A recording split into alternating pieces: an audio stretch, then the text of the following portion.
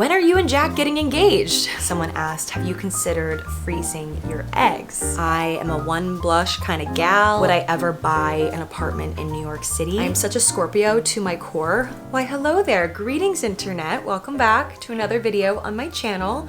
I am sitting here on my bed in my finest peplum top because I hear that peplum is back in. I'm wearing it like it never left because honestly, this is probably not the first Q&A sit-down video that I've filmed in my YouTube career wearing a peplum top.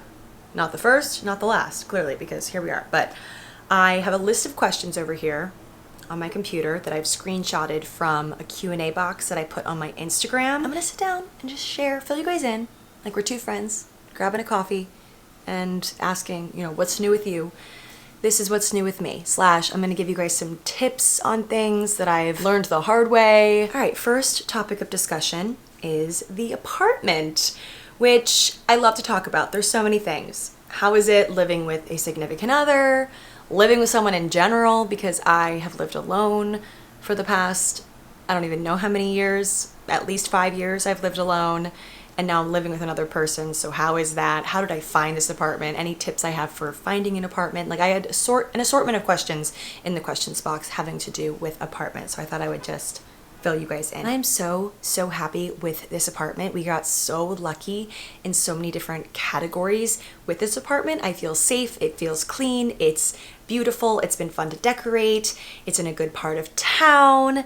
The management's really great. Like there's a lot of positives with this apartment, but I will say in the past, I'll never forget my first apartment, my first big girl apartment in the city. I was living up in Hell's Kitchen and I had not only several run-ins with mice in my apartment and like pretty big ones as well, but I also had cockroaches and the building itself was just very poorly managed. I wish I'd known about something back then that I now know about and have been telling my friends about, which is called the Ora App. And this video is sponsored by the Ora App. Thank you so much to the Ora App for sponsoring this video, but let me tell you guys about it because I really wish I'd known about it. So Ora is an app that helps renters avoid potential apartment nightmares. Each property has an Ora score from 0 to 100 that's powered by real renter reviews, so real people from 13+ trusted review websites. So each property gets an Ora score. Since I had that negative experience with cleanliness in my very first Hell's Kitchen apartment, making sure the property prioritizes cleanliness is a must for me. And the Ora app, you guessed it, allows me to see which properties have excelled in the cleanliness category, for example. It breaks down each property's strengths and weaknesses across 22 attributes. Yes, 22 attributes. I really wish I would have known about this app sooner. So definitely check it out. I'll have it linked down below in the description box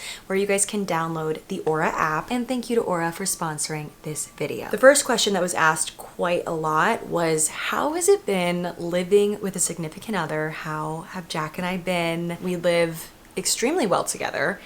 And I chalk it up to the fact that we are very comfortable communicating even the things that might come across as, or I might think, I'm speaking for myself now, I might think might come out naggy or needy.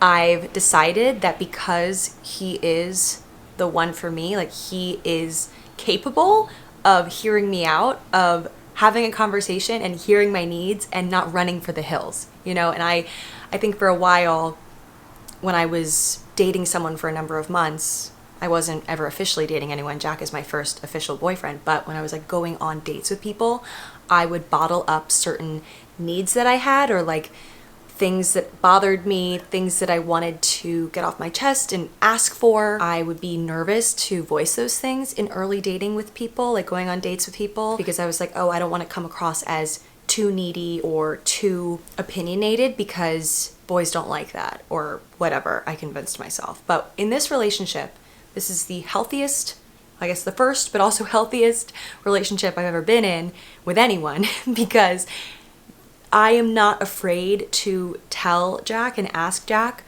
for what I need, what I feel, my opinions, and I will also pat myself on the back for, hearing him out too and coming up with a logical, rational compromise of a solution for things.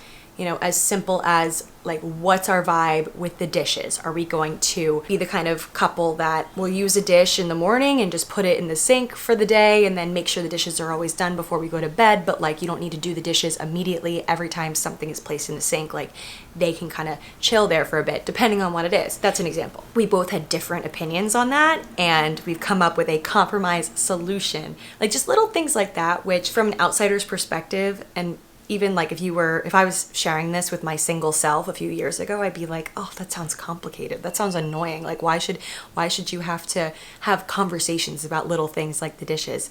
But really, it becomes kind of like a silly banter for us and kind of like an inside joke, kind of something funny, while also being something productive because we're coming up with a solution together. And that's kind of been, that was just a random example, but that's just been how we've dealt with any sort of apartment conflict, which there hasn't been any, really. Like, we've really been such a good team in setting up this apartment. I can honestly see us being here for a while, like until we eventually want a house, which is a lot of the questions I got in the Q&A. People were asking about how long I see us living in New York, how long I see us living in an apartment versus finding a house, and all of those things. Like, where will I settle? Where will I end up? And I've kind of brushed on this in the past, but I do see myself living in the suburbs, but always having a tie to New York City, always having a way to come back here,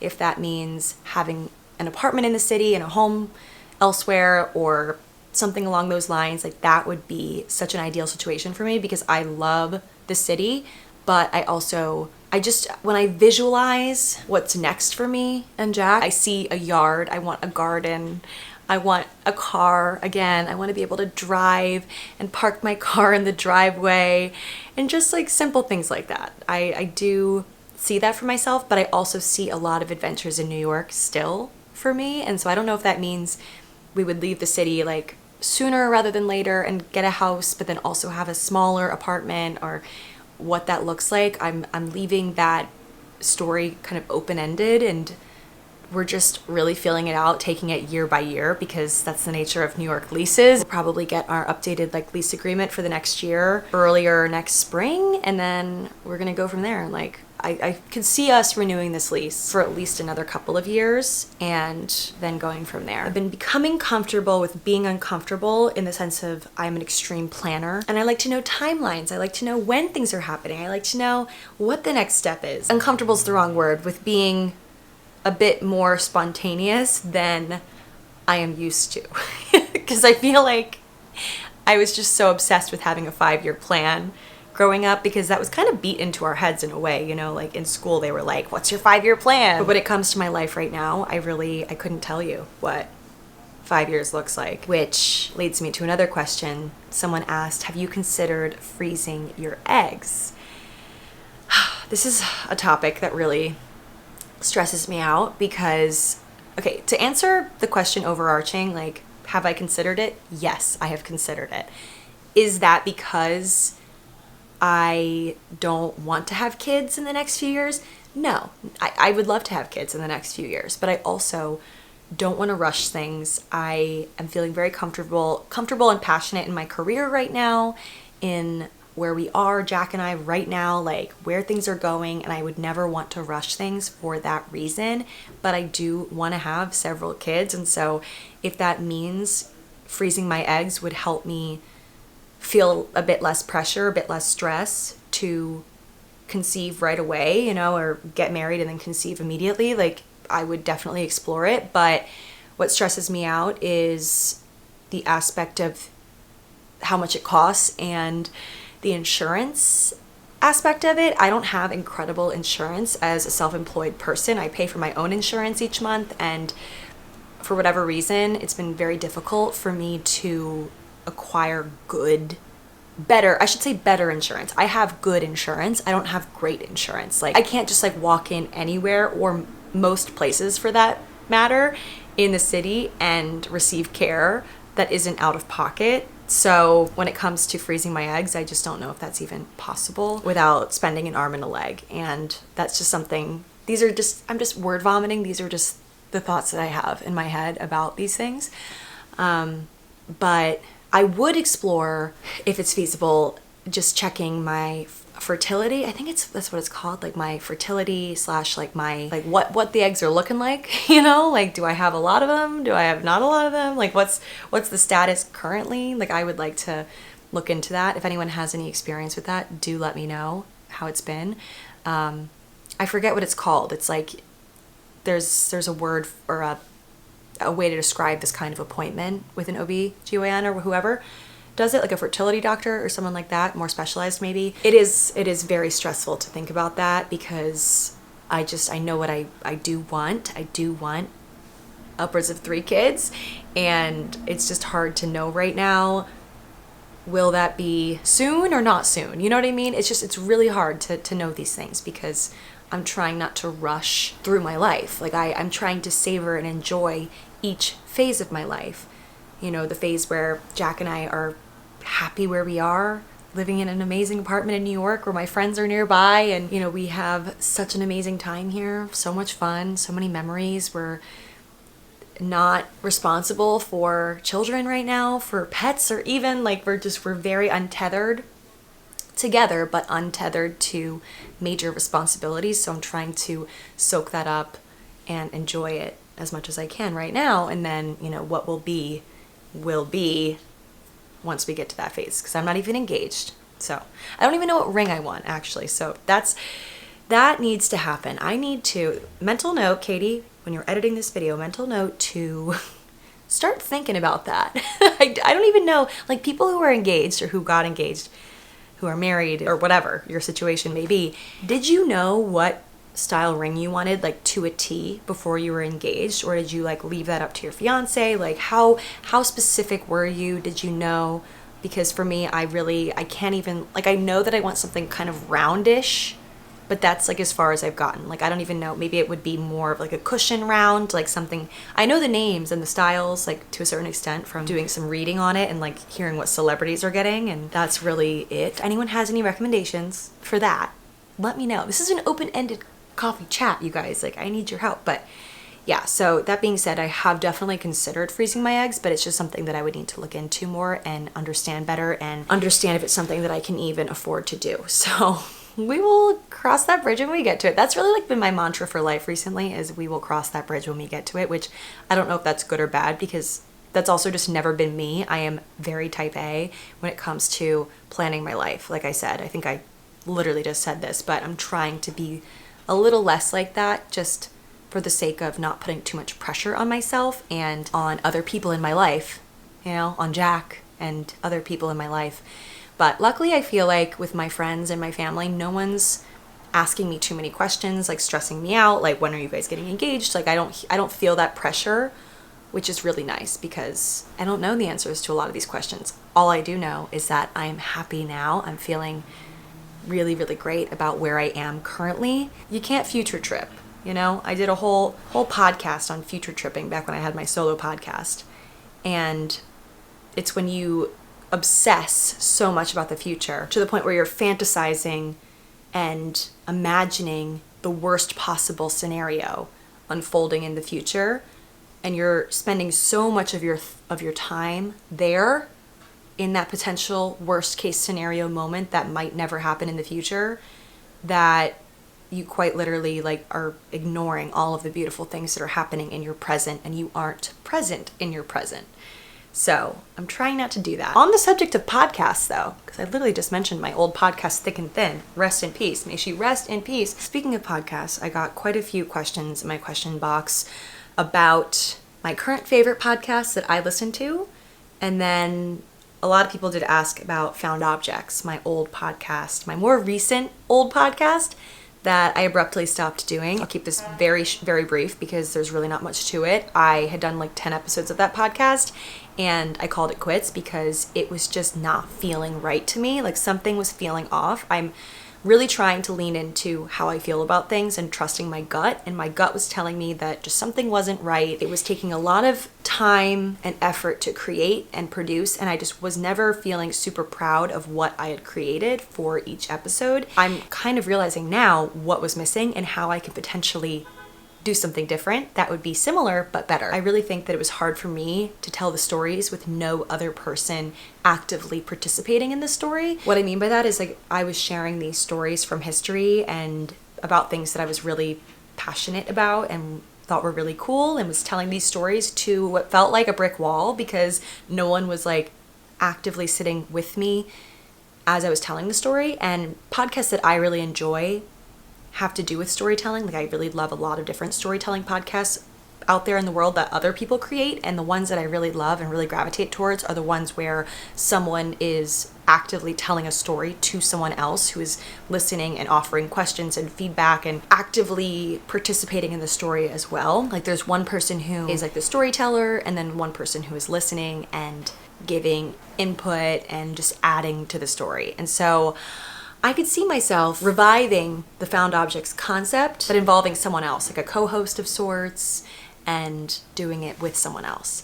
So I think that that's the direction I'm going in, and I don't know who that someone else will be. We still have Match Made in Manhattan podcast, which is my podcast with my two friends, Adam and Colby. We post every Friday. We talk about life in New York, our friendship, dating, jobs, all sorts of things. So check that out. But in terms of my favorite current podcast, someone asked me my favorite current podcast, one that I listen to every week without fail. And the first one that comes to mind is called Buried Bones. I am such a Scorpio to my core. I am intrigued by mysteries, spooky things, cold cases, justice. Buried Bones podcast is a podcast hosted by two people. Once again, I really like when there's two people involved, or two or more. So it's Kate Winkler-Dawson and Paul Holes, who are two extremely intelligent people. Kate Winkler-Dawson is an author, published author. She's a very established crime author.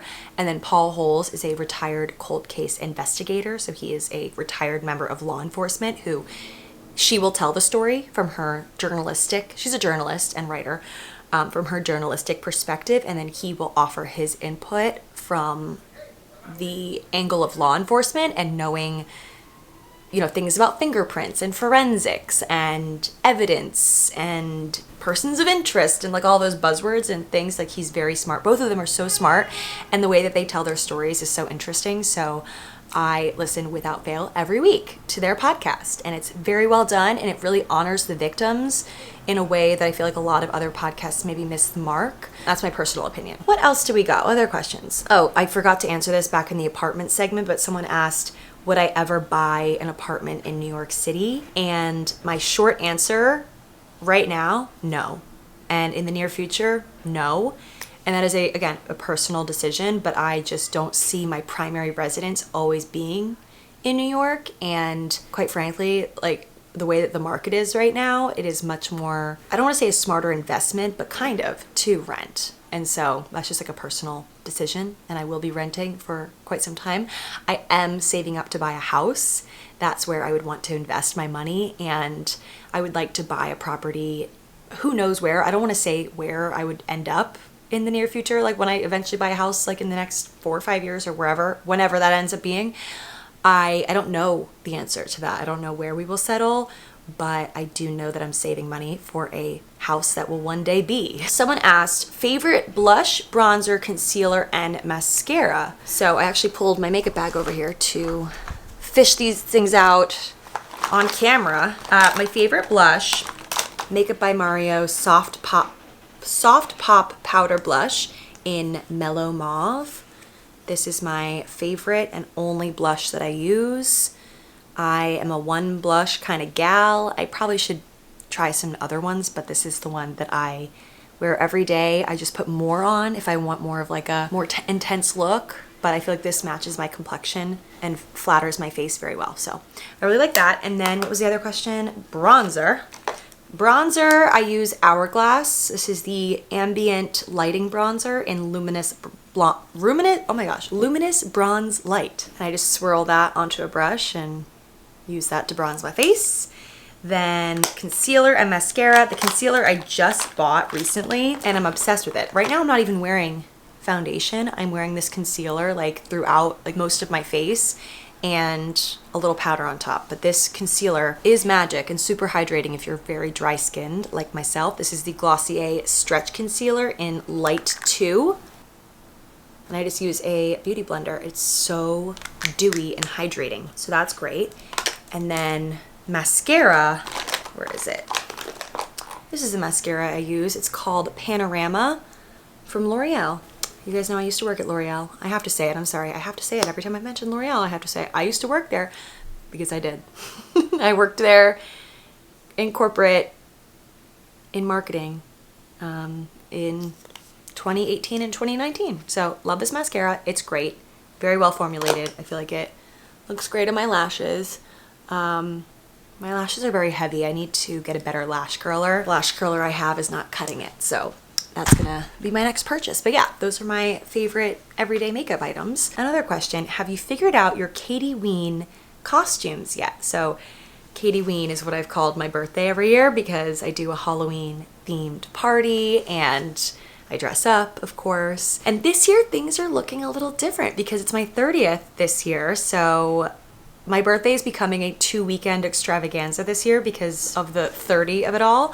So my family, my parents and my sister and Jack's family, or at least his brother and his brother's girlfriend, are coming to the city the weekend of my actual birthday, which is the 27th. So we're gonna do dinner and maybe a jazz night, like something fun for my birthday that weekend. And then the following weekend is my party. And instead of doing a typical party where I rent a space and it becomes like just this like costume party, which is what I've done every year, I'm actually doing something a lot different but also cool.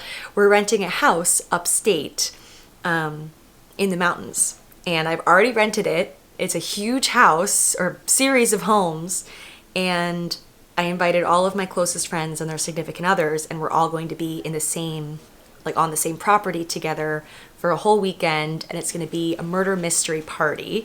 So people are welcome to dress up however they want, like for the weekend if they want to bring like a rogue costume or two, but everyone will be assigned a character for the murder mystery party, and then they'll come dressed as that character. So that is the plan so far. I just sent out my invitations today actually, so it's fresh on the mind. I don't know what the theme of the murder mystery is going to be. It's going to be themed, so it's going to be either like 1920s flapper themed or masquerade or like murder at the mansion. There's like a bunch of different things you can buy online and then like divvy out the parts, and then yeah, so that is the plan for this year, and I'm very excited. I'm excited to be 30. I feel like it just feels right. It feels right, and my 20s was such an interesting time. I was so many different versions of myself in my 20s. Like I've changed so much. It's been truly a roller coaster, and I feel like I'm finally at a place where I'm just very comfortable with how my life is unfolding and how things are going. And I feel like I certainly have questions about how things will go, and I do have fears and natural fears for the future, and like, you know, unsure about certain things. And like what I do know is that I really trust this version of myself that I've become. Katie in her 30s is a version of myself that I trust will continue my legacy in a great way. Like I feel like my 20s version of me can, you know, sign off and be like, you've got this, girl. As I go into my 30s, I feel very comfortable handing over the baton to 30s Katie and all the things she will do and the children she'll bring into the world and all the I'm gonna get sappy, but I really do have very high hopes for my 30th year and my 30s as a whole, and I think that they are going to be very solid years that I'm just gonna keep chugging along and listening to my gut and doing what feels right, even if it pisses some people off. And that's how I hope to be in my 30s. So yeah, do I have any other questions? Oh, someone did ask, when are you and Jack getting engaged? I think I covered that earlier. I don't know. I have no idea. Finally, when are your YouTube videos coming back? I check every Monday. So I have addressed this before. I was going through a bit of a slump, if you will. Is that what it's called? Like a slump? I was in a rut with uploading. I felt like no one really cared about my content on YouTube, and I should use my energy maybe on other platforms. But I've realized that is the imposter syndrome speaking. That is not true. That is something I've invented in my head, and so I'm going to continue to be posting on YouTube, of course. I need to get back into a good rhythm with when I'm filming and editing, because it takes a significant chunk of time to do both of those things, and I have been just managing my time poorly in that way, and it's just been moved to the back burner. So I need to move all of that to the front burner. We gotta take that Dutch oven of YouTube goodness and bring her to the front of the burner, or the front burner on the stove, because I have been dropping the ball majorly and I know that. So I'm gonna come back strong. We have this video going up. I have another video going up. I have two other, actually, yeah, I have 3 videos in the queue right now that I'm actively filming and editing. So things are coming. Thank you for being patient. I appreciate you. I appreciate you for caring this much about my life, also to be watching this far in this video. So thank you for being here. I hope you guys are doing well wherever you are, whatever phase of life that you are in, and thank you for your support. It means a lot. So that is it for this video. Thank you for watching, and I'll talk to you guys all in my next one. Bye!